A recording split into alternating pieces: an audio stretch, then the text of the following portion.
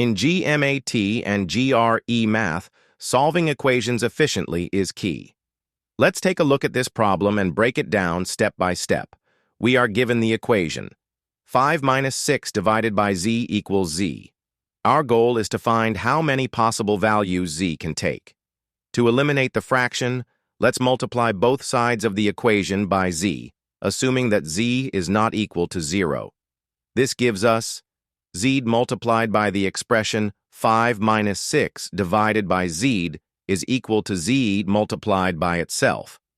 Since z cancels out in the first term, we simplify the equation to 5z minus 6 equals z squared.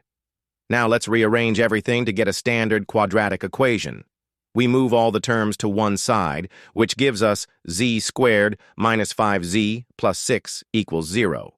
This is a simple quadratic equation, so we factor it. We look for two numbers that multiply to 6 and add up to 5. The numbers are obviously 2 and 3. The correct factorization is z minus 2 multiplied by z minus 3 equals 0. Now we set each factor equal to 0.